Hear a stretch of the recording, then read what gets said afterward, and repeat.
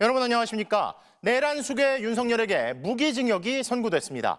구속 취소 결정을 했던 직위원 재판부 역시 내란죄를 인정하며 이렇게 판결한 건데 선고 장면 곳곳엔 짚어볼 대목도 적지 않습니다. 내란 444일째에 이뤄진 1심 선고 내용, 먼저 송정훈 기자가 보도합니다. 주문을 선고하도록 하겠습니다. 피고인 윤석열을 무기징역에 처합니다. 위헌 위법한 계엄 선포로 대한민국을 혼란에 빠뜨린 윤석열 전 대통령에게 1심에서 무기징역이 선고됐습니다. 12.3 내란 발생 444일째 되는 날 사법부가 드디어 그 우두머리에게 책임을 물은 겁니다.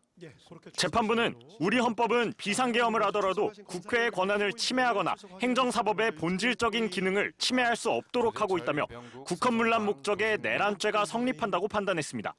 국회의 활동을 저지하거나 마비시켜서 국회가 상당 기간 그 기능을 제대로 하지 못하게 만들려는 목적이 있었다고 보기에 충분하다는 것이. 그러면서 윤 전 대통령을 내란의 주동자로 못 박았습니다.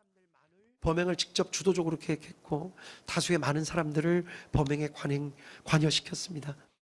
재판부는 윤 전 대통령이 일으킨 내란 행위가 우리 사회에 남긴 상처도 지적했습니다. 군과 경찰의 정치적 중립성이 크게 훼손되고 국제사회에서 대한민국의 정치적 위상과 대외 신인도가 하락했고 결과적으로 우리 사회는 지금 정치적으로 양분돼서 극간의 대립 상태를 겪고 있습니다.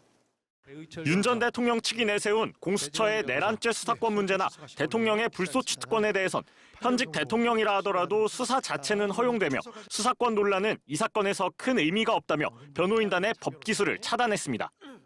다만 대부분의 계획이 실패로 돌아간 점, 범죄 전력이 없고 고령인 점 등을 유리한 사정으로 고려했다고 밝혔습니다. 내란을 함께 모의한 김용현 전 국방부 장관에겐 징역 30년, 노상원 전 정보사령관에겐 징역 18년이 선고되는 등 내란 핵심 세력들도 대부분 유죄가 인정됐습니다. 윤 전 대통령 측 변호인단은 사법부가 선동된 여론과 정적을 숙청하려는 정치 권력에 무릎을 꿇었다는 입장을 내놨습니다. MBC 뉴스 송정훈입니다. 비상계엄을 선포한 피고인 윤석열을 무기징역. 앞서 한덕수 전 총리와 이상민 전 장관 재판에서도 내란이라고 명시된 것과 같이 직위원 재판부도 12.3 계엄은 내란이란 점을 분명히 했습니다. 군대를 동원해 의회를 해산한 뒤 반역죄로 사형 선고를 받은 영국 국왕 찰스 1세 사례를 언급하며 대통령도 내란죄로 처벌받을 수 있다고 강조했습니다. 구승훈 기자입니다. 직위원 재판장의 결론도 12.3 비상계엄은 내란이라는 것이었습니다. 위법한 계엄 선포부터 포고령 공포, 국회 봉쇄와 정치인 체포조 운용, 중앙선관위 점거와 서버 반출, 선관위 직원 체포 시도까지 이 모든 행위가 그 자체로 국헌문란의 목적이 있는 폭동에 해당한다는 겁니다. 이러한 폭동행위는 국회와 선관위 등이 위치한 서울과 수도권 등의 평원을 해야 할 정도의 위력이 있었다고 봄이 상당하다고 판단했습니다. 핵심은 군병력을 국회에 투입한 행위라고 강조했습니다. 국회의 권능을 침해하려는 국헌문란의 목적을 가지고 군을 동원해 폭동을 일으키는 것에 해당한다. 17세기 의회 해산을 시도하다 반역죄로 사형을 선고받은 영국 국왕 찰스 1세를 언급하며 대통령도 내란죄로 처벌받을 수 있다고 했습니다. 국민으로부터 주권을 위임받은 의회에 대한 공격을 하는 것은 왕이라 하더라도 주권을 침해하는 것이 되어 반역죄가 성립한다는. 그러면서 계엄 선포가 대통령의 헌법상 권한이라도 국회의 권한을 침해한다면 내란죄가 성립한다고 판단했습니다. 12.3 비상계엄은 위로부터의 내란이라고 규정한 한덕수 전 총리 재판부와 국민이 선출한 권력자인 윤석열 전 대통령과 그 추정 세력에 의한 것으로서 성격상 위로부터의 내란에 해당하는데 윤석열, 김용현이 국헌문란 목적의 폭동, 내란을 일으켰다고 명시한 이상민 전 장관 재판부. 한 지방의 평온을 해할 정도의 위력이 있는 폭동, 즉 내란 행위를 일으켰다고 판단된다. 이로써 12.3 계엄을 내란으로 규정한 앞선 두 재판부에 이어 법원에서 세 번째로 같은 판단이 내려졌습니다. MBC 뉴스 고승우입니다. 오늘 1심 판결에 대해 청와대는 공식 입장을 내지 않았습니다. 다만 이재명 대통령은 계엄을 막은 우리 국민들이 노벨 평화상 후보로 추천됐다는 소식을 알리며 국민을 향한 메시지를 전했는데요. 내란의 어둠을 이겨낸 국민들의 용기는 세계 민주주의 역사에 남아 빛날 거라고 강조한 겁니다. 김정우 기자가 보도합니다. 윤석열 전 대통령의 1심 선고 공판을 1시간 앞두고 청와대에서는 대통령 주재 수석보좌관 회의가 열렸습니다.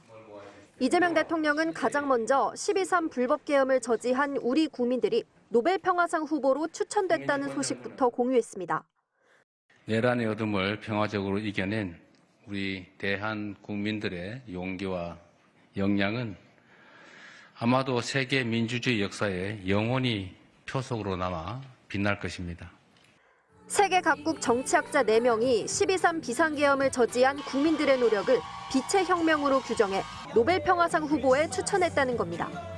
1심 선고 공판을 하루 앞둔 어젯밤에도 이 대통령은 SNS를 통해 이 소식을 전하면서 인류사의 모범이 될 위대한 대한국민의 나라 대한민국이었기에 가능했다고 강조했습니다. 어제도 오늘도 내란 우두머리 혐의를 받는 윤 전 대통령의 1심 선고에 대해 직접적으로 언급하진 않았습니다. 다만 선고 직전 내란을 저지한 국민들을 격려하고 국민 주권 정부를 향한 의지를 언급하면서 민주주의를 지킨 국민을 지지한다는 입장을 우회적으로 드러낸 걸로 보입니다. 국민주권 정부는 위대한 주권자들과 함께 국민이 주인인 나라, 함께 행복한 대한민국을 향한 전진을 앞으로도 멈추지 않겠습니다. 청와대 역시 윤 전 대통령의 무기징역 선고에 대해 말씀드릴 게 없다며 공식 언급을 자제했습니다. 동시에 내부에서는 치밀한 계획을 세우지 않았다는 점 등이 양형사유로 거론된 데 대해 이해되지 않는 가명사유, 치밀한 내란이었다면 성공했을 것이라는 비판이 나왔습니다. MBC 뉴스 김정우입니다. 다음 소식입니다.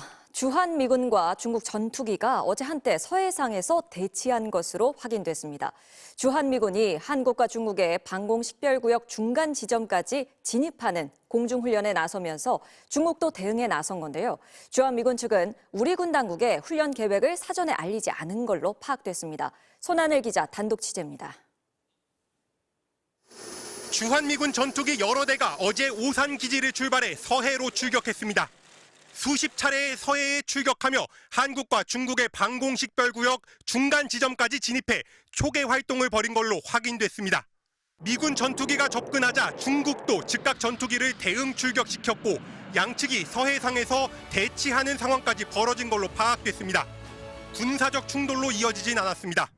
방공식별구역은 적을 조기 식별하기 위해 설정한 임의의 선으로 영공과는 다르지만 방공식별구역 근접에 앞서 비행 계획 등을 미리 통보하는 게 국제적 관행입니다. 주한미군의 공군 전력이 대거 서해로 진입한 건 극히 이례적으로 미군 측은 이번 훈련에 앞서 중국은 물론 우리 측에도 훈련 내용이나 목적 등을 알려주지 않은 걸로 파악됐습니다. 복수의 군 소식통은 MBC에 중국과 연관된 것으로 해석할 수밖에 없다. 대중국 견제 성격으로 보인다고 전했습니다. 미국 측은 그간 남북을 뒤집은 동아시아 지도를 주한미군 교육에 사용하는 등 이른바 전략적 유연성을 강조해왔습니다.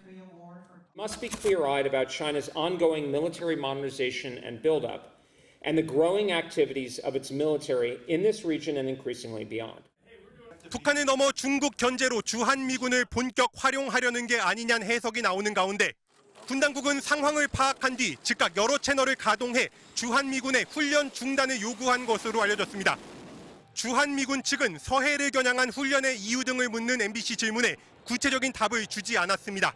MBC 뉴스 손하늘입니다.